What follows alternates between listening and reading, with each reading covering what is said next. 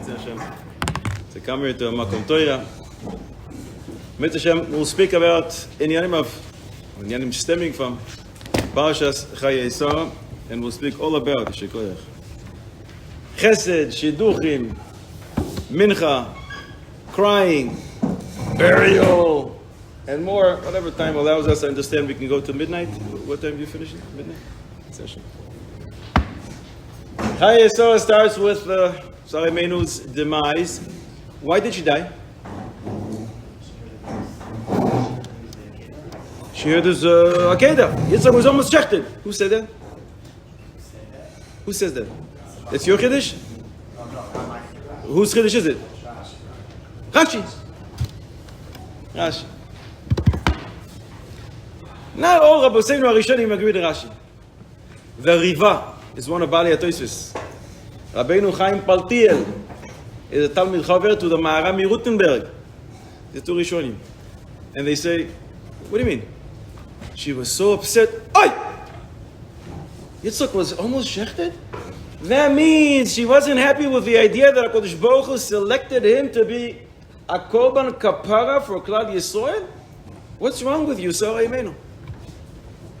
They challenge Rashi.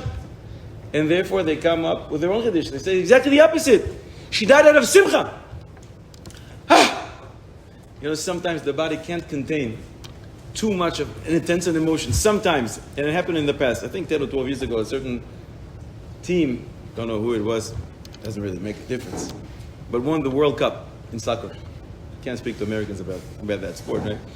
But the captain held the trophy and so happy, and he died. He had a heart attack and he died. Sometimes out of sadness, sometimes out of excessive simcha, the body just can't contain itself. That's their Chiddush. But there's another Chiddush that I learned from one of the Rishonim. But you know who taught me this Chiddush? My Rebbe's wife. I don't know if it's embarrassing to say that. No, I think it's a wonderful thing. Maran Reb Chaim Kanievsky Zatzal had a wife. Her name was Rebbetzin Batsheva Kanievsky. She taught me a Chiddush. Anyone here from New York? So I don't know if you remember, because it was about 14 years ago. Let me stumble, you heard. There was a kid, 9-year-old, Leiby Koletsky, whatever the mitzvah in Borough Park. This kid, I think he was walking back home from school, and this Meshiggana grabbed him, it's actually a Yid, and he shechted him. He butchered him to pieces. You remember this mitzvah? The whole world was shaking. Rebbetzin Kanievsky wrote a letter to his mother. I think her name was Esther Koletsky, and she writes to her letter. You should know, Sara Imenu died when she heard that Yitzchak was almost shechted, because she thought to herself, Oi! I was sure Yitzchak is such a big tzaddik, and you know when a tzaddik dies, it's an atonement from the entire generation. I guess he wasn't found fit to be a korban kapara for Klal Yisrael, and I was sure my son is a tzaddik. Oh, what's wrong with Isaac? Because of that, she died. It's exactly the opposite of what we always thought. So she writes to her, your son was found to be fit, to be a korban kapara for Klal Yisrael. You should tap yourself on the shoulder. I raised a son who was found to be a korban kapara and atonement for Klal Yisrael. I think it's a mamish unbelievable nechama. I started looking, where's Rebbetzin Kanievsky getting this from? Some Rishonim said like this. That's the reason. So we have already 3 opinions why Sara Imenu died. But just a few hours ago, I saw a new 4th opinion. Chiddush. And that is the Yeshivas Nafesh. Yeshivas Nafesh is the grandfather of the uncle of the Maharshal. So we're going back about 600 years ago. And he says, oh, mind-boggling Chiddush. She was Moitzi Shem Shamayim Levatolo. If Sara Imenu will say Hashem's name in vain, yeah. Hashem Yishpol Beni Uvenecha. The Gemara says she was Moiser Din LaShamayim. And anyone who's Moiser Din LaShamayim, what happens to him? He himself dies. So it's as if It's counted like she was Moisi Shem Shemaim Levatala, and because of that she died. Chiddush. So we had to have already 4 opinions. Mistama there are more, but that's all we're going with. So after Sara Imenu died, but we have to ask about this, and about Sara Imenu, according to all opinions, except for the last one. This is considered Avram Avinu's test. The Akedah is Avram Avinu's test. And many ask, what about Yitzchak? But that was related to that last week's Parshat. But now we found that it's actually Sara Imenu's test. We have a rule, HaKadosh Baruch Hu doesn't put you through a test that you can't withstand, right? But if Sara Imenu dies, that means she wasn't able to go through the test. So why are you calling it Avram Avinu's test? I'm not trying to minimize this part. It's the big part. What about Sara Imenu? Why are you not calling it Sara Imenu's test? And it seems, lichoira, hopefully this is now recorded, that she failed. Sara Imenu didn't make it. So why is it not considered her test? Chaim Kanievsky Zatzal explained. The pasuk here repeats twice that these were the years of Sara Imenu.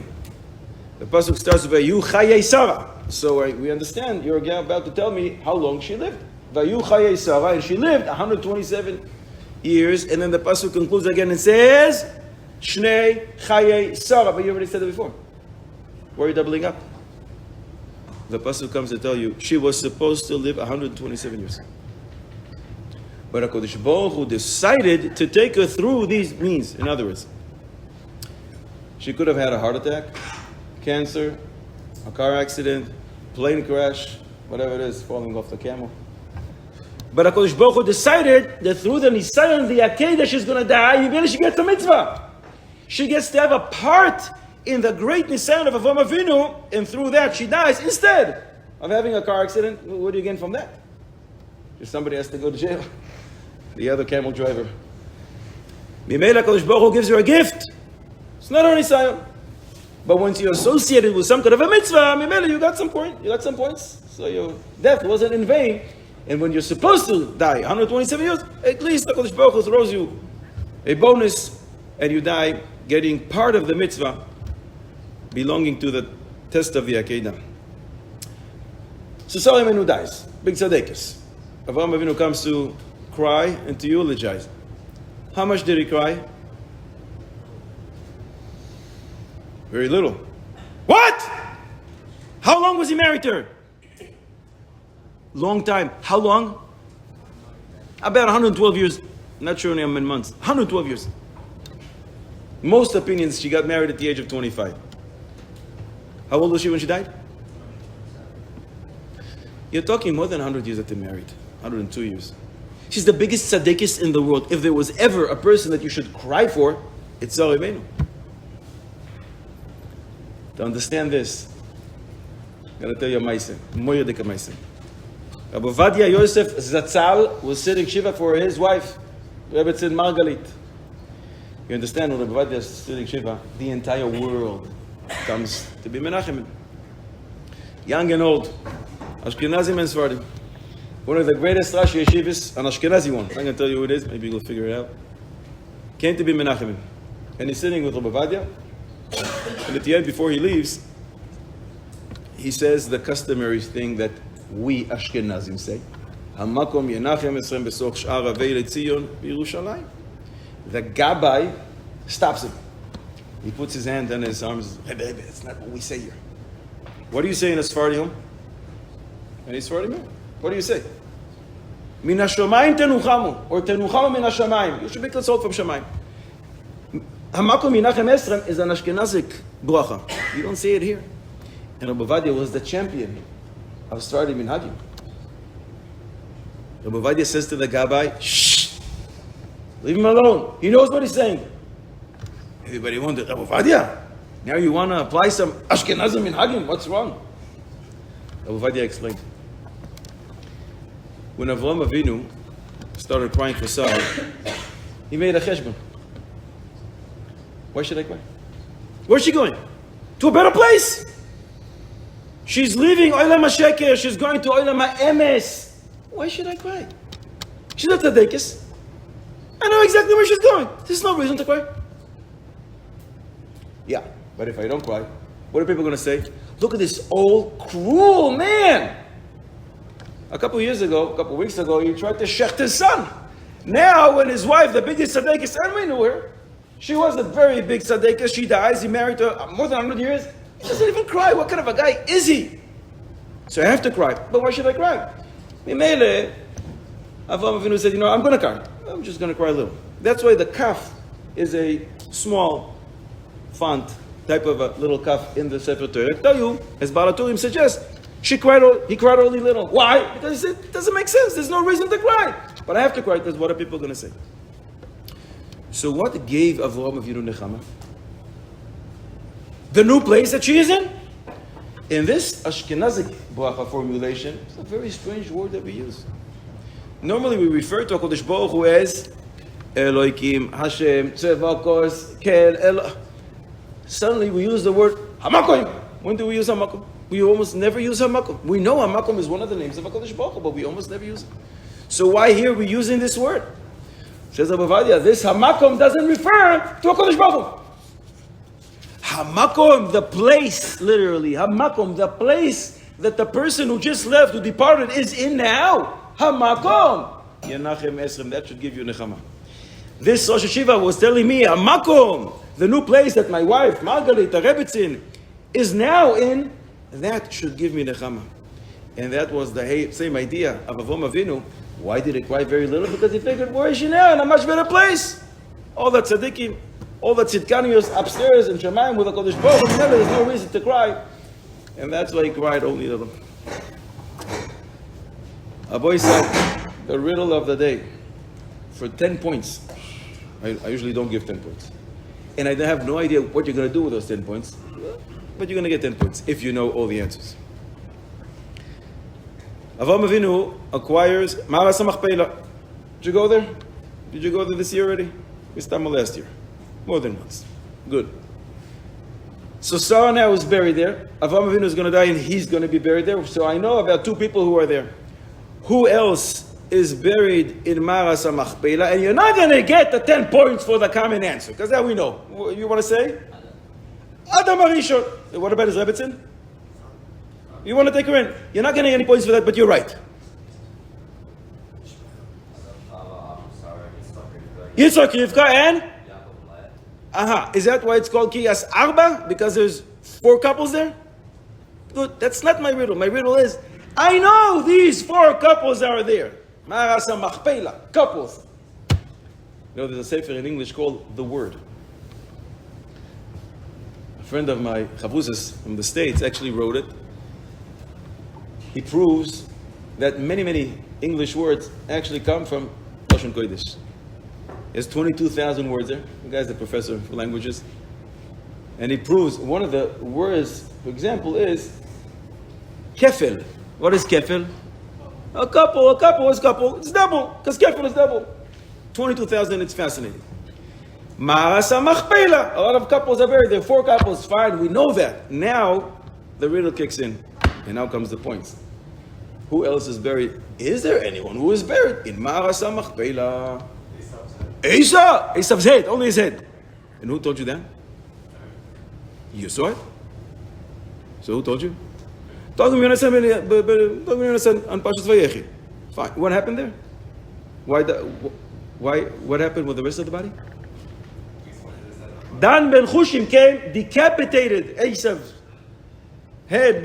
He was trying to delay the process of Ma'aras HaMachpelah, the whole Maisa there, and therefore his head rolled and came into Ma'aras HaMachpelah. I don't know if you can get a whole full point for only one head. Fine, you got something. Who else? Moshe! You're going to go against a pasuk in the Torah? Which pasuk am I talking about? No one knows where Moshe is buried. You say, I know. So you're smarter than the Torah. You are a brave man. We'll see if you're going to give you some points soon. Who else is buried? Who else potentially, maybe, is buried in Ma'aras HaMachpelah? Maybe it's a trick question and no one else is buried there. Who else, Rabbi Zain? No one? You said you went there. Who did you see? Eliezer. The Medrash says Eliezer walked into Gan Eden. He never died. He walked with a few other lucky people, 8 other people. He walked into Gan Eden. Yishai? You're sending us to Shabbos Tunhei. There's 4 people who only died because of the Nachash, but it doesn't say where they were buried. Who told you he was buried there? You have a source? In Kabbalah Mekabel. If you have a source, I'll have to accept it. If not, I have to challenge you. Who else? Now you're going to tell me all the different tzaddikim that you know throughout the ages. Who else? King David. How did he get there? There's a discussion if what we know is Ir David, where he is supposedly buried, is actually where he's buried. But I don't know any source that suggests that he is in Ma'as HaMachpelah, unless you have one. You have one? Shema, I also don't. I don't think he made it there. Don't think he made it there.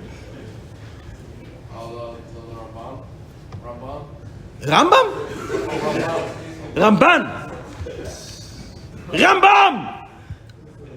You got 3 out of 4 letters there. Rambam. Some say, Sefer Yuchsin says Rambam is buried there.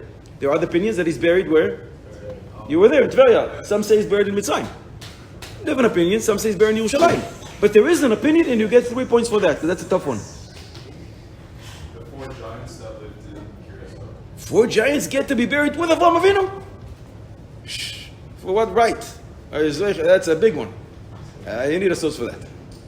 Too big to accept it. Want to say something? You have somebody? That means no. Anyone else?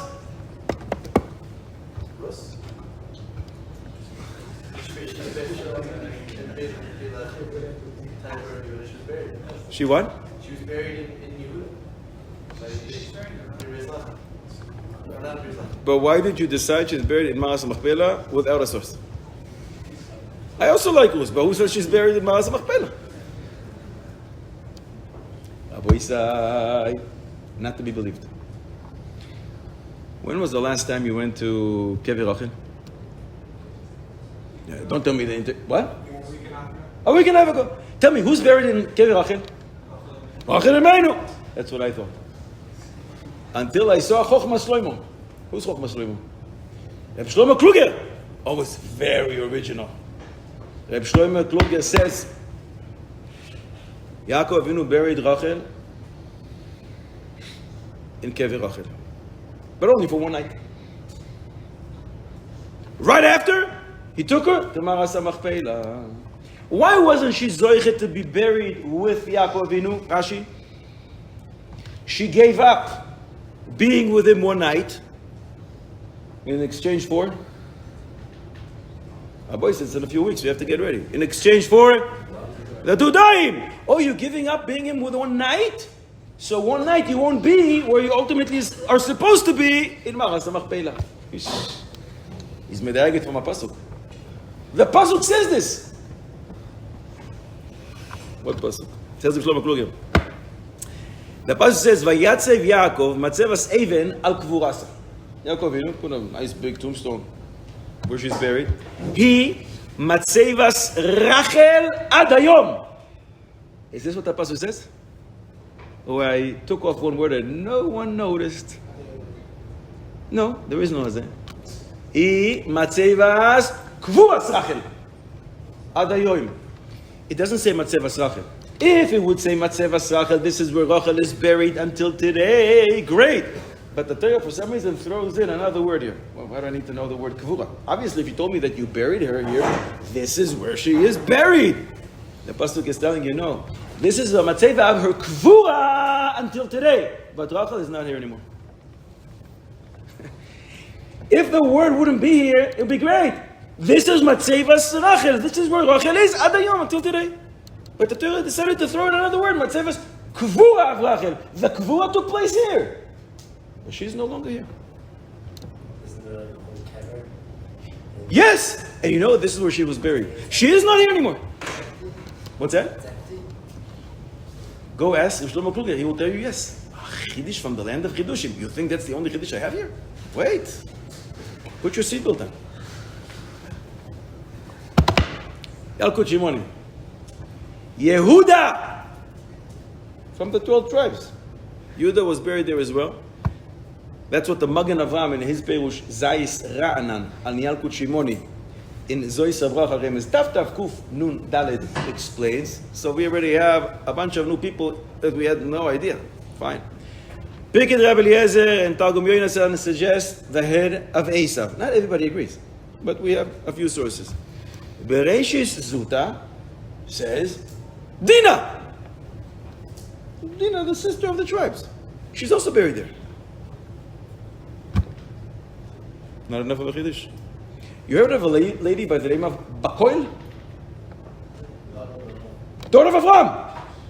Happens to be connected to this Parshat. Some suggest she is buried there. But the biggest chiddush, and we already had, I think we added 6 people thus far, and now we're adding 2 more that somebody already told us. Yalkut Reuveni brings Sefer HaTmuna.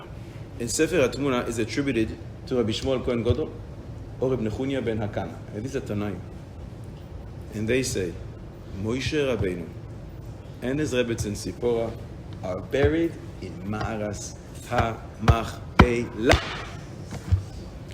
We know that initially he wasn't buried there. The Torah says, no one knows he's buried near Peor, near that Avodah Zarah, to counter the effect of the Avodah Zarah. Moshe Rabbeinu was there. But then Malachim came, the angels came, and they took him out, and they took Tzipora from wherever she is buried, and they transferred them to Ma'aras HaMachpelah. Tell me, does this digest well with you? What's that? No. Can you tell me why? What's your problem with that? I have many. Which pasuk? Velo yada ish. No one, the pasuk says, no one knows where he is buried. So what do you tell me? Yalkut Reuveni says, what are you worried about this pasuk? The pasuk says, Velo yada ish. Ish. Velo malachim. Humans don't know where he's buried, but the angels know. The angels came. They took him out, and they put him out of Machpelah. You don't know. Humans don't know. It just diffused our question, no problem. What's that? How does who know? How does Rabbi Nechunya ben Hakana? Rabbi Nechunya ben Hakana. You know what he wrote? What Sfarim he wrote? He tells us what goes on upstairs. The people who came much after him and tell us all kinds of things about Gilgulim. How do they know? 300 years ago. Megale Amukois. 500 years ago. The Arizal. The Menachem Azariah Pano in his Sefer Gilgulim Nesham. How do they know? Shmuel in the Gemara. Shmuel is only an Amoira, right? Shmuel says, I know the paths, the avenues in Shvila Derekia, up there in the heavens, better than I know my hometown. And it's a chiddush because Shmuel was a doctor. So he always had to run to, he didn't have a clinic, he had to go to his patients. So you assume he knows town very well, and yet I know goes down upstairs better. And this is only an Amoira. Only an Amoira. You know that the Arizal says that the smallest of the Amoraim could be Mechaye Meisim. So you're wondering how a Tana, what Tana? Nechunya ben Hakana, how he knows what goes on upstairs? I have no shayla with that. But I have other shaylas about this. The Chidah gives a remez to this Yalkut Reuveni. The pasuk says in our parsha that Avraham acquired Ma'aras Sde HaMachpelah. Rashi Tevos. Ma'aras Sde HaMachpelah, the cave in Rashi Tevos. Moshe. You told me that Tzipor is also there. Yeah, that's the Sofer Tevos. Ma'aras Sde HaMachpelah. The letters Taf, Hey, those are the 3 ending letters of these words. Our Gematria 410, Zohi Tzipora. Tzipora is also here. Therefore, there's a minhag that people go to Ma'aras HaMachpelah on Zayin Adar, because Zayin Adar is the Yortzeit of Moshe Rabbeinu. It's not so pashut because there's many opinions where exactly is the Yortzeit of Moshe Rabbeinu, but the common date is Zayin Adar. There is a minhag to go there on Zayin Adar. Asks the Chidah, a bunch of shaylas, how is this possible? We said it's called Kiryas Arba because of Arba, 4 couples. You just told me there's a 5th couple there. How does that work? So the Chidar explains, there's 4 couples, says the Medrash, who were buried there initially. Moshe and Tzipporah weren't buried there initially. But then they were transported by the angels. Fine, we got out of that one. Asks the Chidar, I have a problem with the Zoya. Vayechi, Daf Reish Nun Amud Beis, the Zoya HaKadosh says, Ma'aras HaMachpelah never received anyone before or after these people that we mentioned, excluding all the extra people that we just found. What are you going to do with the Zoya? More than that. Sifri, Remez Shin Nun Zayin, in Vezoy Sabacha, the Sifri clearly says, HaKadosh Baruch Hu has a discussion with Moshe. And Moshe says to HaKadosh Baruch Hu, if I don't get a ticket to enter Eretz Yisrael when I'm alive, fine, at least let me go in when I'm dead. And HaKadosh Baruch Hu responds, Lo tavo, lo chai velo meis, you can't go in. Not when you're around, when you're alive, and not after your demise. So what are you telling me he's transferred into Ma'as Machpelah? That's in Eretz Yisrael. Not enough. Medrash Rabba and Eicha. Sichas Adaled. Medrash says, HaKadosh Baruch Hu, at the time of the destruction, said to Yirmiyah Hanavi, go call the Avos HaKadoshim, let them daven for Klal Yisrael. When you finish, go call Moshe. So Yirmiyah says, I know where the Avos are buried, but I don't know where Moshe is. Remember the pasuk you wrote in your Torah? No one knows where he is buried. So HaKadosh Baruch Hu says, okay, I'm not going to tell you exactly where. Just go stand at the riverbanks of the Jordan River and start yelling, Moshe, Moshe! He's going to come. So after he goes to Ma'as HaMachpelah, the Medrash says, he went to call Moshe. What does that suggest? That Moshe is not in Ma'as HaMachpelah. Otherwise, why are you asking all these questions and why does HaKadosh Baruch Hu tell him what to do? Just go to Ma'as HaMachpelah. When you're calling the Avos HaKadoshim, just call Moshe as well and he will come. Obviously, he is not buried there. Another kasha, major one. Psachim Kuf Yutes Amud Beis, the Gemara says what's going to happen le'asid lavo soon. There's going to be a major seuda for all the tzaddikim. It's a very interesting Gemara. The Gemara says at the end of the seuda, HaKadosh Baruch Hu will give a kos shel bracha to Avraham Avinu, and he will say to him, "Why don't you bench?" Avraham will say, "No, I can't." Well, why not? I had an Ishmael coming for me. It's not shaykh. I'm not fit for the job. So HaKadosh Baruch Hu takes that glass of wine and says, Yitzchok, can you do it? Can't. Why not? I had an Esau. Yaakov, what about you? I can't. Why not? Because I'm married to sisters and later on there will be a Torah that says this is a no-go. HaKadosh Baruch Hu looks at Moshe and says, Moshe, what about you? Can you bench for us? Nope. Why not? I wasn't zoichet to go into Eretz Yisrael. Not alive and not dead. Rashbam over there says, not even my bones. The Gemara over there continues. Kodesh Baruch Hu offers Yeshua to bench. I can't. I wasn't zoichet to have a son. David, do you want to bench? Sure, bring it on. Shneimah, kos Yeshua es esa, v'shem Hashem eka. Li, no, nevarech, I can do it. Peretika Gemara. Oh, the Avos say, I can't do it. But David says, why not? Why not? Of course. Bring it up. Pele. Maybe we'll address it at a different time. Maybe we did. Don't know if I said something about this here. But Lemaise, the Gemara says, Moshe says, I wasn't zeichet to come into Eretz Yisrael. Not when I was around, and not after I died, and not even my bones. So how can Yalkut Reuveni say, no, Moshe was transported to Ma'as HaMachpelah? More than that, the Mefarshim say, why is it that HaKadosh Baruch Hu wanted to hide the place where Moshe Rabbeinu was buried? Because if we would know where Moshe is, you know what would happen? People will go there. And people will make that into a Beis Mikdash. People will bow down. Moshe Rabbeinu! It's going to become... Don't want to even compare. People will start bowing down to Moshe, and HaKadosh Baruch Hu wanted to avoid that.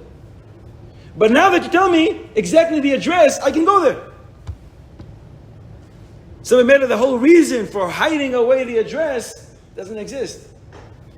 We have a slew of shilas and we have Lechoira, a major problem with what Sefer HaTmuna says. Who's Sefer HaTmuna? Rabbi Shmuel. Rabbi Nechunya ben Akana, Tanaim. And therefore we must say that Sefer HaTmuna is not wrong. But all the other sources are also not wrong. At one point, after Moshe was buried where we know he's buried, where we don't know where it is, but we know that it's not Maras HaMachpelah, the angels dug a tunnel. Now it's connected to Maras HaMachpelah, so it's considered as if he is buried in Maras HaMachpelah. So don't tell me, he didn't go into Eretz Yisrael, but it's considered as if he is in Eretz Yisrael because there is one continuation, no hefsek, between this tunnel from Maras HaMachpelah all the way to where he and Tzipora, which we don't know where it is buried. Or you can say, when Moshe said, I never was zoichet to come into Eretz Yisrael, that's right. Not even my bones, that's right. He meant in the way that normal people come to Eretz Yisrael. In a plane, boat ride, walking, being carried. I came through a tunnel. And according to that, you don't even have to say that he stayed in Chutz La'aretz wherever he is. He actually was transported all the way to Maras HaMachpelah. Then you only have a technical problem with some sources that we brought that suggest that only 4 couples are there and no one else. But if you go with the opinion that there's a tunnel that is connecting, Givaldik, we have an answer for all our questions. And the Sifri already says that there's a tunnel. And this works very, very well with what the Maharal brings. The Maharal brings that Tchias HaMeisim will start from Maras HaMachpelah. There are going to be a lot of tunnels. Everybody will roll from wherever they are to Maras HaMachpelah, and from there, they rise. Moshe Rabbeinu's tunnel was dug first. Gevaldik. I can't say this Maharal without telling you the following Maaseh. You know the new Maharal that's printed, the blue Sfarim. Rabbi Yeshua Hartman, from Eretz Yisrael, but he, I think, lives in London. He is the one responsible for this. He did an unbelievable job. Do they have it here?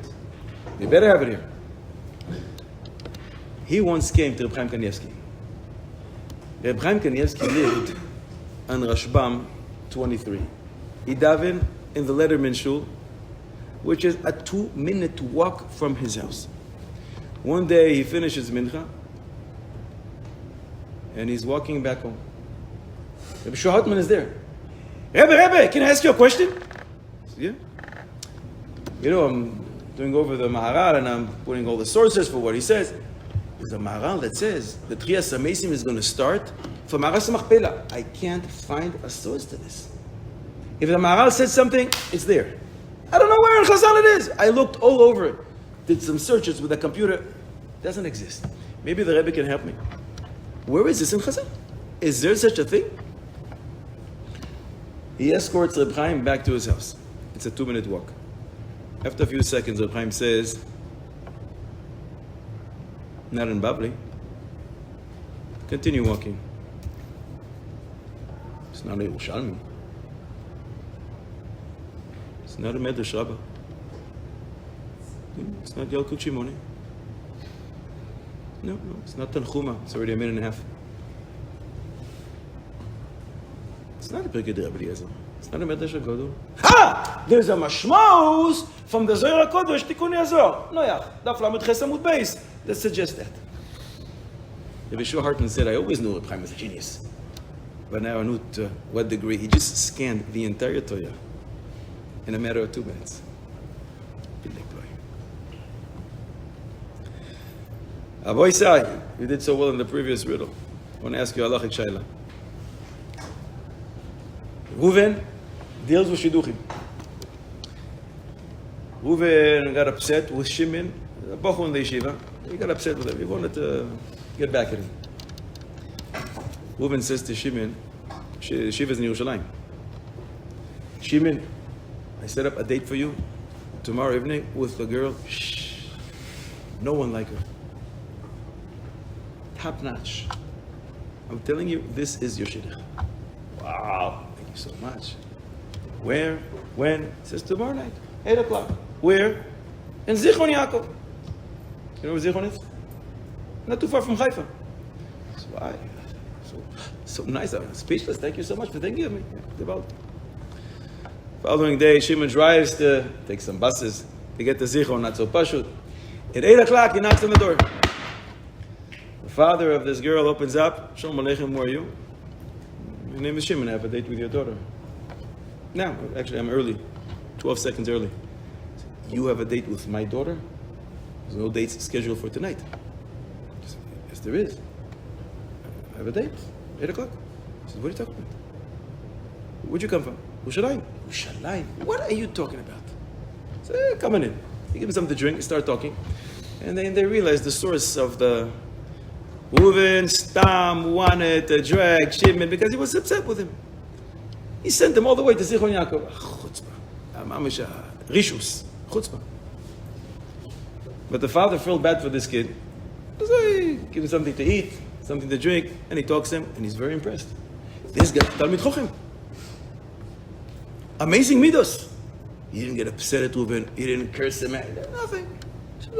It's Parshat. That's what HaKadosh Baruch Hu wanted. That's fine. I'll drive back to the Yeshiva. The father was so impressed. Fine, refined midos. And he says to me, I want you to meet my daughter. Rachel! They did it 3 weeks later. They got engaged. Siyaz Dishman. What comes next? Comes Reuven and says, wait a second. I'm the shadchan, you have to pay me. Pay big bucks. Shimon says, you're the shadchan? You're the Rasha who sent me to Zichron Yaakov. Wait a second. If it wasn't for me, would you know there's such a girl that lives in Zichron Yaakov and she's a terrific girl and Mitzvah Hashem, she's going to be your wife for the next 100 years at least? The mother of your kids? No. I'm the shadchan, you have to pay me. Shimon Arabo Yisrael, Dayani Mumchim. Does he have to pay or not? If you want him to pay, how much should he pay? Rabbi say, what do you say? Baruch ato Adonai Eloheinu melech haolam she'akol nהיה b'dvoroi. Not everybody together, one by one. What do you say? Shalem yeshalem? Oh, you don't want him to pay. Partial payment. How do we look at this? You're speechless? No? Is it no? No, he doesn't have to pay. There's no das there. What das? It's not, Is it only because of me that you met the girl? Would you go?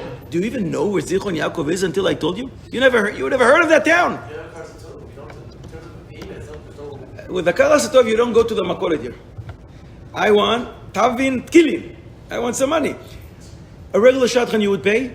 Why am I not considered your shadchan? I set you up with the girl of your choice, your wife to be, in Mitzvah Hashem, you're going to have a terrific marriage for 100 years. Why am I not a shadchan? I think HaKadosh Baruch Hu said him up. But I can't pay HaKadosh Baruch Hu other than just learning a little more. Here in this world, you pay a shadchan. Tavin utkilin, you pay him. Why is he not a shadchan? It's only because of him that you met your wife.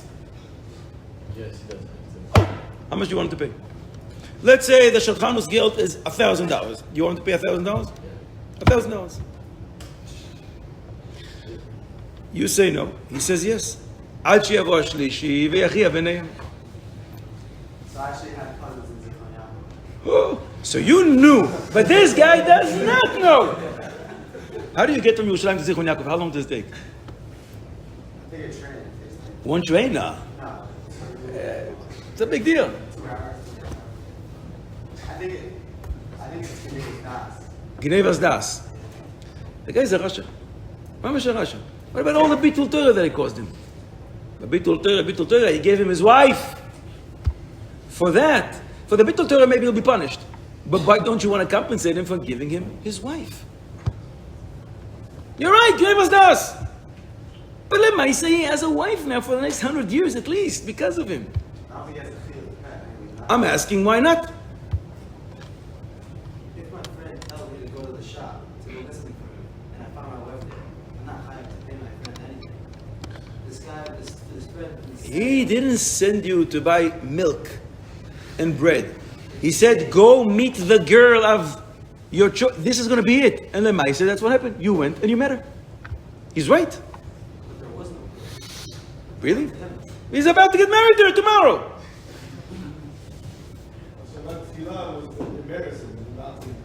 Machshavat Chila was to embarrass him. You want to call him a Rasha? Fine.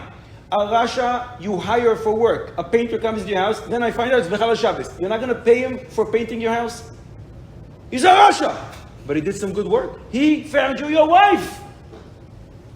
Why are you ignoring that? He didn't know. He didn't know. Is it because of him that you met your wife? Would you go to Rishon? Until now, we didn't even know where Zichron is. That it took a train and a bus, 2.5 hours. We had no idea where Zichron is. I could have found a different town that you never heard of. Even you didn't ever heard of. And you don't have cousins there. You would never go there. You would never meet her. Somebody else would marry her. Why don't you want to pay? I would say, even if he pays, he shouldn't have to pay full because the shock. Out of 1,000, how much do you want him to pay? Half, because the shock Half. is going to go through both sides. No, in Shadchanus Geld, you pay, each side pays 1,000. So you want to exempt the father, her father? Fine, I'm not asking about him. I'm asking about this guy who had a shadchan. The shadchan said, go to this and this address and this date and you're going to find your wife. And that's what happened. It's not what happened. Abai says, the base din. You want to take out money from somebody's pocket or keep that in his pocket without a source? Pay the full amount. Full amount. Because Milos was what convinced the father to let pay his daughter. This guy is the reason that he was able to show us the Milos in the first place. So in regards to God, he's showing the Milos even more so. I don't care about a Kosatov. Kosatov, I'll buy him chocolate. I'll call him. Maybe I'll even invite him for the wedding. Maybe. I'm not so sure about that. I want to know if there's a monetary obligation here. Shadchanus Geld. Who said he doesn't have to pay? You guys said he doesn't have to pay. I think I agree with you. Because it's a Toisvis. You also said he doesn't have to pay. The Toisvis in Baba Basra Daf Kuf Mem Gimel Amud Beis that talks about a brother who served his younger brothers. Cost money. He was Meshamish them. Says the Toisvis, an older brother is Moichel, his younger brothers. Nobody expects younger brothers to pay their older brother. It's the same idea here. When he sent him to Zichron, did he expect to be paid as a shadchan? He was expecting that the guy comes back tonight and who knows what he's going to do to me. After he finds out what I try to do to him, the last thing on his mind is that I'm doing you a service, I'm providing you a wife. He was sure that as soon as he gets there, the father's going to slam the door and say, what are you talking about? Who are you? Get out of here. My daughter is not, doesn't have any dates today. He never thought that he's going to get anything for it, and therefore he doesn't get. It's like Mechila. When does the whole question start? When you think you're going to be paid. So then we have to talk about what service you provided. He never thought. It's just like the brother who's Moichel, his younger brother, because he never thought that he's going to be paid. It's pashut. You know what this is like? Lehavdil elef alvei avdalos. Bilam was hired to curse Klal Yisrael. But what came out of his mouth? Curses! Are you all sleeping? Brachos! So Bilam comes to us and says, wait a second, I bless you, you owe me. You kidding me? You were hired to curse, and that's why you went. You went to curse. The fact that HaKadosh Baruch Hu put the right words in your mouth and it came out blessings, now you want to be paid? It's ridiculous. You know who should be paid here? Like you said, HaKadosh Baruch Hu. HaKadosh Baruch Hu is a shadchan. So I don't think there's a shaila about the money. He doesn't get $1. But do we owe him Hakara Satoif? Comes the Chassan Shimon and says, listen, I'm not giving him $1. The guy's a Rasha. But what about Hakara Satoif? Any appreciation? The Maisa, I have my wife because of him. Can't hear. Invite him to the wedding in order to say to everybody, this is the guy who caused me. Should I invite him? Do I owe him a Hakara Satoif? If I invite him now, he has to give me a gift. I'm not so sure it's a Hakara Satoif. Does he owe a Hakara Satoif? The question really is, when you got a benefit from someone who didn't intend to benefit you, do you owe a Hakara Satoif? That's the shayla. Shmois Rabba, Pasha Aleph, Ois Leiv, Lamed Beis. Moshe Rabbeinu saves the the daughters of Yisrael. The pasuk says, "V'gam dalo dala lanu." We know the shepherds didn't give water, didn't allow them to take water for their animals. Moshe Rabbeinu comes, and he says, "Get out of here!" And he forces them, and he takes the water. But the Medrash says, "Wait a second, why is there a double language here?" V'gam dalo dala lanu. Twice the word he drew water. How many times? The Medrash says the shepherds not only did they prevent water for the animals, they actually took the daughters of Yisrael and they threw them into the water, and they were about to drown. So Moshe Rabbeinu comes and he pulls them out, and then he gets some water for the animals. When the daughters of Yisrael go back home, and Yisrael says, "No, so how was today? It's nice. Don't ask. Don't ask." And they tell him the whole ma'aseh. So wow, who saved you? What did they say? Ish Mitzri? That's how you're calling yourself? You're not proud of being a Jew? What should he have said? Ish Ivri. I'm from the seed of Avraham Ivri. There's still no Jews in the round. Fine. But the Ish Mitzri, you identify yourself as an Egyptian. The Medrash says the exchange between them was when he saved them. The daughter said, "Who are you?" "I'm an Ish Mitzri." What does that mean, Ish Mitzri? They were thanking him profusely. "Wow, Shekoyach, what you did for us, what you did." And Moshe says, "I didn't do it. You know who saved you? The Ish Mitzri, the Egyptian guy that I killed, and because of that I had to flee from Paro who wanted to kill me, and that's why I'm here. Don't thank me. Thank that guy, the Egyptian that I killed." And the Medrash gives an example. A guy was beaten by a snake, and he ran to the water. Back then they believed if you're bitten by a snake, go to the water, put your foot in the water. He does this, and suddenly he feels a head of a little baby. "Ah, there's a baby here." And he takes the baby out and he saves him. And this little kid says, "Wow, thank you so much, you saved my life." And he says, "No, don't thank me. Thank the snake that 20 minutes ago bit me." What do you see from here? You owe hakaras hatoiv to somebody that didn't intend to benefit you. Did that snake try to benefit the baby? No. Did the Egyptian guy that I killed last week in Mitzrayim knew about what's going to happen to the daughters of Yisrael? No. And Moshe said, "Thank him, not me." Based on this, do we owe hakaras hatoiv? 100%. I have a problem with this medrash. More accurately, I have a problem with Choivas Alvavos. Choivas Alvavos, Sara Elohim says, listen to our language. Ve'im tagia eleinu toiva mimi shelo niskaven eleha. If we will be benefited by someone who never intended to benefit from us. Kvar nistalka be'aleinu chiyuv hakaras hatoiv. We don't owe the guy anything. If you don't intend to help the guy out, you're not worthy of appreciation. This seems to go exactly against what we just said in the Medrash.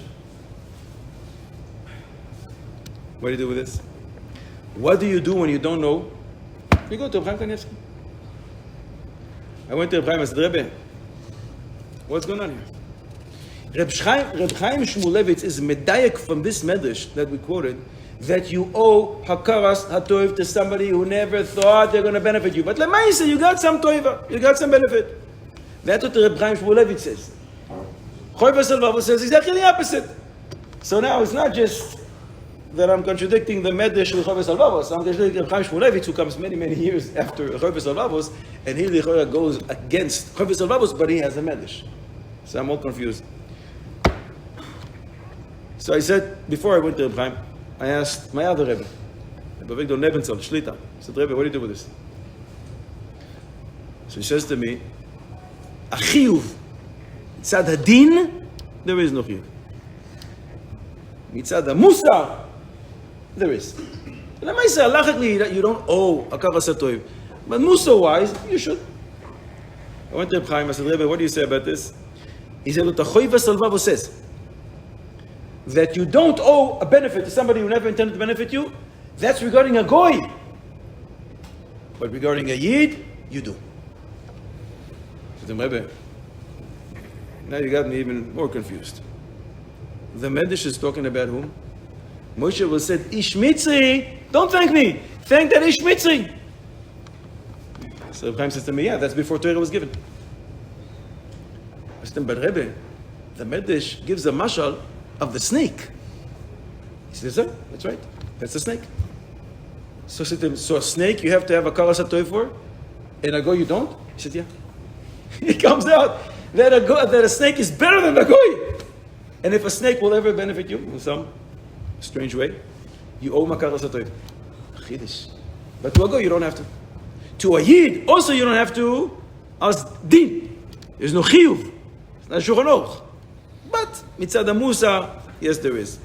Chidish. However, now I have a new problem. Nazir Chav Gimel. The Gemara says, "Le'olam yasok adam b'Torah u'v'mitzvahs shelo lishma." A person should engage in Torah study even when it's not lishma. Why? Famous statement of Chazal: "Shemitoch shelo lishma, ba lishma." Where do Chazal learn this from? This whole concept that we grew up with. Learn, even when you don't feel like it. Mitoch shelo lishma, ba lishma. Where do we get it from? You know who's our teacher? Balak HaRasha. The Gemara says, you know how I know this? Because for the reward of the 42 korbanos that Balak brought to HaKadosh Baruch Hu, he is Zoiche, and who comes out of him? You mentioned her name earlier. Us! What? Balak brought 42 korbanos in order to do what? To curse Klal Yisrael, to destroy them. Yeah, but Lemaise, you bring korbanos to HaKadosh Baruch Hu, you get something for that. A big chiddush. You see, there is a karas hatov, even though you didn't intend to do good. More than that, the end of Parshat Chukas, Moshe is about to fight Oig Melech HaBashar. And HaKadosh Baruch Hu says, don't fear him, Al Tira. And why should you fear him? Why should he fear him? The Mefarshim there ask, Moshe fought with his brother. Who's Oig's brother? Sichon. HaKadosh Baruch Hu didn't feel that it's necessary to say to him, oh, don't worry. Moshe wasn't afraid. But when you go to fight Oig, who is a giant like Sichon, they're both giants. Him you're worried about? Why? Rashi over there explains, Siftei Chachaim expands, Oig had a schus. This is the same Oig from hundreds of years ago, from 2 weeks ago, that said to Avraham Avinu, you know that your nephew was kidnapped? Oh, Yashekoyach to you! And Avraham Avinu goes to war and rescues Oig. Why did Oig do this? Because the tzaddik? Rashi? He wanted Avraham to die in war, so he can marry Sara Imenu. Oh, what a tzaddik! One of Lamed Vav tzaddikim of the generation. But apparently, this schus carries over for so many years, hundreds of years, so much so that it scares Moshe Rabbeinu. So HaKadosh Baruch Hu has to say, Al tira, don't worry. Lechoira, you see from here that there is appreciation, big time, for somebody who does something good, even though he didn't intend to do it. But I think, Lechoira, what you have to say is that maybe in HaKadosh Baruch Hu's cheshbon. But we have our set of rules, how we conduct ourselves with people, and if somebody, especially a goy, based on this, doesn't intend to do good, but lemaisa something came out good of it, you do not have to pay him appreciation. So lemaisa we come out, you don't have to pay him $1, not even $1, and you don't have to show appreciation. And we suggest that if he really wants to be a good shatran, he should call people and tell them where to go when they really have dates, and not send them all the way to Zichron, because people will get married, and he's not going to see $1 from it. Aboy say, riddle. Who's the first person to daven mincha? Easy one. Yitzchak. Shene'emar. Happens to do with our parsha, I think. Where do you see Yitzchak to go daven? Lasuach is davening? Shene'emar ve'en sicha el tefila. Where is this? Where is this? Brachos. Chaf Amud Beis. Where did he daven? Mincha Gdola or Mincha Ktana? You know the source already. I can tell you. It's about Avraham Avinu. When did Avraham Avinu daven? Not what did he daven. I know he daven Shachis. You want to tell me he didn't daven Mincha? Making him to be conservative? Yom HaKaf Ches Amud Beis, Kiddushin Pei Beis Amud Aleph. Ki em Avraham Avinu kol ha-Torah ad shelo nitna. Deoraisa and even the Rabbanon. Even Eruvei Tavshilin. Well, Mincha I don't do. So first of all, that means your answer was wrong.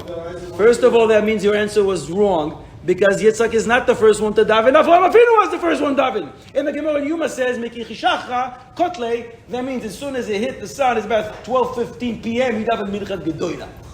Chiddush. So wait a second. You told me Yitzchak Avinu instituted Mincha. But now we're saying Avraham Avinu. The Gemara says daven Mincha. So again, we go back to the riddle. Who was the first one to daven Mincha? Avraham. So why'd you say Mincha was instituted by Yitzchak? Oh, Avraham Avinu davened, but he never gave it over to the other future generations. He davened, and he instituted for us Shachis. Comes Yitzchak and says, I like that. I like that Mincha. You know what? Guys, from now on, everybody davens Mincha. Good. By the way, what is it? Mincha Gedoyla, Mincha Ktana. What is it called Mincha Gedoyla, Mincha Ktana? What's Mincha Gedoyla?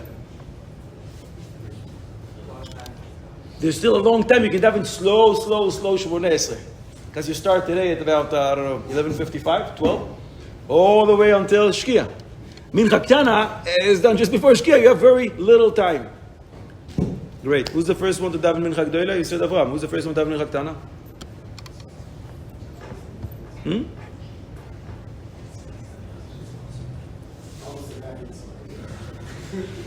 That is good. Just for that, you should get 2 points.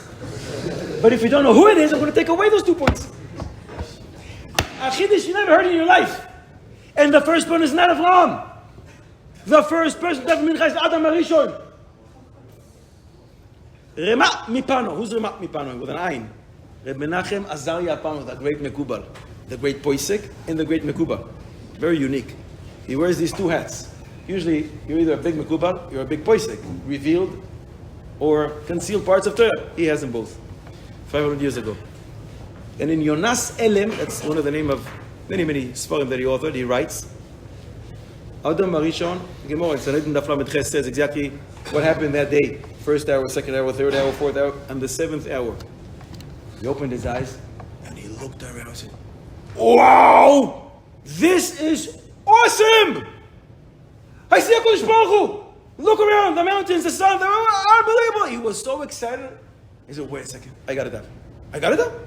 I got to say thank you to Ribono Shel Olam. And he davened like there is no tomorrow. With such simcha in his heart. That was a mincha gedoyla. Then he sinned. HaKadosh Baruch Hu says, you, out! And he wants to expel him out of Gan Eden. That's on the 10th hour.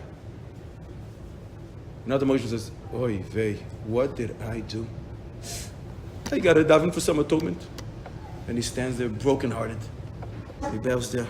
He davens Shmoneh Esrei. Slach! And he bangs so hard, my stomach came out on the back. Slach lanu! Brokenhearted. Such sadness. And that was a mincha ktana. So the answer to both our questions. Who's the first one daven mincha ktana? Adam Arishon. Who's the first one daven mincha at all? Adam Arishon. He davened both, mincha gedoyla and mincha ktana. That's why it's called mincha gedoyla and mincha ktana. And there are some mekubalim still today that daven both minchas, mincha gedoyla and mincha ktana. And by the way, I think today, since it was instituted, not by Adam Arishon, by Yitzchak, it has been 3,698 years that we've been davening mincha. What should you prefer really? Davening mincha gedoyla or mincha ktana? Mincha gedoyla is 12 o'clock. Mincha ktana, 4:30. What should one prefer? Mincha ktana. Who told you? I heard that. You heard from whom? Credible source? I can't base my halachic decision there on hopefully. Aboy say mincha gedoyla, mincha ktana. Gedoyla. Why? What are you going to do with the bracha and brachos? Yiraucha im shamesh velifnei reach dorim. The Gemara is medayek and Shulchan Aruch paskins la'alacha and Shulchan Aruch Orach Chaim reish lamed gimel that you should have mincha ktana. What are you going to do with that? You're going to Mishnah Rishoina, Mishnah Achroina. Tfos lashon sheni. So we're all agreeing mincha ktana as the Shulchan Aruch says, right? We're all agreeing. Comes the Aruch HaShulchan reish lamed gimel Orach Chaim Seif Yud Beis, and he says a fascinating thing. Technically speaking, licheoira mincha ktana is lechatchila. Mincha gedoyla, when you still have a lot of time, 12 o'clock, that's b'di'evet. Says the Aruch HaShulchan, but this is not like a regular b'di'evet lechatchila situation. Normally, when we have a lechatchila b'di'evet, we don't want to be a b'di'evet Jews. And do not go to the bediavad unless you're in a bediavad situation. Says the Aruch HaShulchan, not here. For any small type of a reason, anything you want, go daven mincha gedoyla, and he brings that the Beis Yosef brings that it's implied from the language of the Rosh and the two that mincha ktana is lechatchila. And then he says something even more fascinating. He brings one of the Rishonim, Machberes Ha'aruch, Rash Pirchon, not to be believed what he writes. He says, you know why poverty is found in the cities of Edom?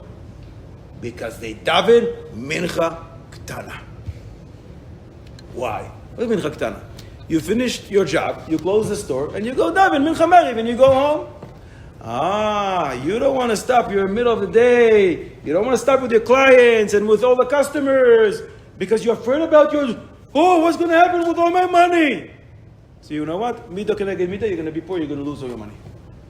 But one who's willing to stop in the middle of the day, at 12 o'clock, he closes the store. He tells all the clients, sorry, I'll be back in 20 minutes. He becomes rich. And we have the Tur and the Rosh that the Beis Yosef says seem to imply that lechatchila you should daven mincha gedola, and therefore we don't protest anyone who davens mincha gedola. There were gedolei olam like the Chazon Ish, Chaim Kanievsky, and many others who daven lechatchila mincha gedola. They have a good reason. They're afraid to start eating before mincha. It's a problem to eat. They're afraid if they're going to want to catch a nap, or inevitably their eyes will shut down because they barely sleep at night. You have a problem going to sleep before mincha. So for any little excuse, says the Aruch HaShulchan, one is allowed, one can go and daven mincha gedola. Eliezer performs a test. He wants to find a chesed-oriented machine. And I'm going to bring my camels. How much water does an average camel drink? About 25 gallons. 25 gallons. How many camels are there? 10. You do the math. How old is Rivka? According to most opinions, 3. Some opinions have her at 14. Most opinions have her at 3 years old. So he is going to do a test. It's a major test, right? Lichayra, it's not. It's a terrible test. It's too small and too easy. What do I mean? Maybe she loves chesed, but she's also a person who always lies. She gets angry instantly. She is quick to anger.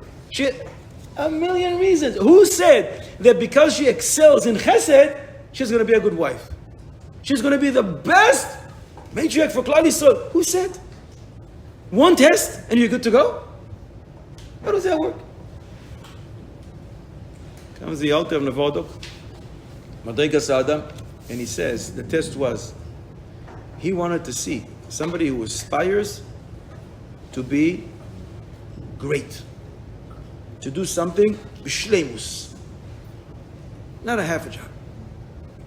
Because lichoi, you could say, you know why she's so good and she runs to give him the water? Because she's embarrassed. She's a little girl. She's 3 years old. Because he looks very distinguished. She was afraid of him. But what was the language of Eliezer? Hagminini me'at maim. How much water did he ask for? Little.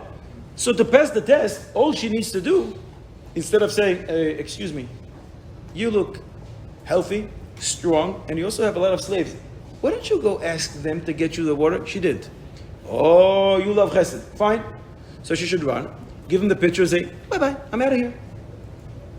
Because that's all you requested. You asked for little water. Here you go. But she doesn't stop. After he finishes drinking, would you like a little more? And she runs like Meshiga, back and forth for him, for the slaves, and for the camels. What Eliezer saw here is she strives to be perfect. Fine, but that only is perfect in the midah of chesed. How is that going to help you? So he teaches us how the human nefesh works. And he says all the midas are connected to each other, and they all come from one source, from your neshama. When you see that someone excels in one midah, you see that he has this midah to try and excel. Mimele, you know he's going to be amazing in all other areas as well. What does that have to do with us? Shkoyach, Rebbe Tzon Rivka, we admire you. When one wants to become better, wants to connect to Kodesh Baruch Hu on a little higher madrega and say, oh, yeah, but where should I start? It doesn't make a difference. That's what he's saying, madrega sadam. It doesn't make a difference. Start. Show Kodesh Baruch Hu you're interested to get better, to become closer to Him. Once you do that, you'll find that you're trying to get better in all other areas as well. And that was the test, and Rivka passed it. Abba Yisai, last thing. Rivka Imenu sees Yitzchok. The first thing that she does, she fell. Vatipol Rivka, she fell off the camel. Oy. Poor Rivka. Why did she fall? Is he so frightening? Why are you falling? Why did she fall? Abba said, why did she fall off the camel? You said something? She saw Yitzchak. Good. So that means every time she's married to him now, she's going to... What's so intimidating that caused her to fall? He's davening? She's davening. So why did she fall? You daven when you fall? When you fall when you daven? So why'd you start daven now? We have 6 reasons. Gevura. And therefore? Clash! So every time they're together, they clash and she falls. Every single time for the rest of her life, when she sees him, or Am Chesed Gvura doesn't work together, boom, and she falls. You have a source to say that? It's not my shaila. All the Rishonim asked this. Who are all these Rishonim? Rabbeinu Chayei, the Chizkuni, the Rashbam, the Riva, the Alshech HaKodosh, many others. Abu Yisai, put your seatbelts on for this one. Moishav Skeni, you have it from before, right? Moishav Skeni Ma'ala Torah, and many others. The Riva, Rabbeinu Ovadia Bartenura, and the Chida and Midbar Kedemus brings this as well. When she saw Yitzhak, she saw a very, very weird thing. He was walking. Where did he come from? Where did he come back from? No, a different place, a certain garden. He came from Gan Eden. After the Akedah, the Medrash says, the Mechilta, the Zohar HaKodesh, that when the Malach says, no, don't do this. But Lemaise Avoam Shechter a little, and a revius of blood came out. From here. You need some serious doctors over there. He went to Gan Eden to be healed. Machloikes if 2 years or 3 years. Lemaise now he's coming back from Gan Eden. And when he's walking back, he walked like they walk in Gan Eden. And how do they walk in Gan Eden? Handstand. They walk on their hands. So she saw this very distinguished looking strange human being, legs up, hands down, what is that? And she fell off the camel. Who says this? Moishev Skeni Manataya. The Riva. Midbar Kademus. The Alshech HaKodesh. Rabbeinu Ovadia Bartenura. I should not believe. Yalkut Shimoni says, she saw from this man, one day I'm going to have an Esav. How would you not fall off the camel? She saw B'nevuah. Chizkuni has 2 reasons why she fell. He says she saw him. He's walking towards her. He looks very... She was frightened. Maybe this guy is a thief. Maybe he's an armed robber. Who knows what he's going to do to me? I'm 3 years old. She got frightened and she fell. Chizkuni again, and the Rashbam. These are all Rishonim. Because it's sneeze. She wanted to hide herself. I'm going to hide. Oh, I forgot I'm on my camel. And she fell off. The Alshech HaKodesh says, Yitzhak doesn't walk alone. You know who's accompanying him? The Shechina Kedosha. She saw this glow. She saw something that was the Shechina Kedosha. It's too intense. She fell off the camel. 5 answers. But the best answer, the real answer, the one answer, and yes, I'm going against all the Rishonim, is the following answer.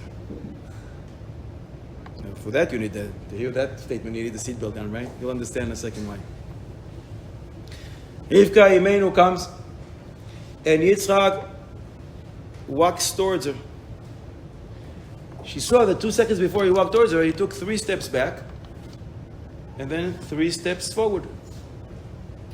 And she says, "Oh my goodness! They promised me the spitz of the yeshiva, the best bachel in the Lakewood, the greatest bachel from the Mir. What?"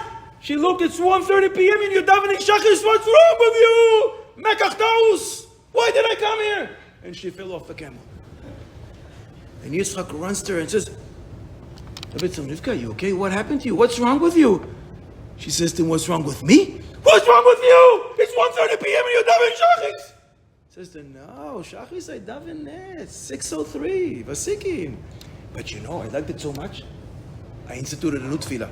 It's called mincha.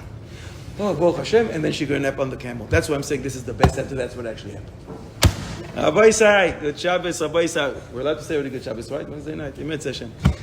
Always a pleasure and a schus to learn Torah together with you. We should have many opportunities. Shabbos, Rabbi Sai.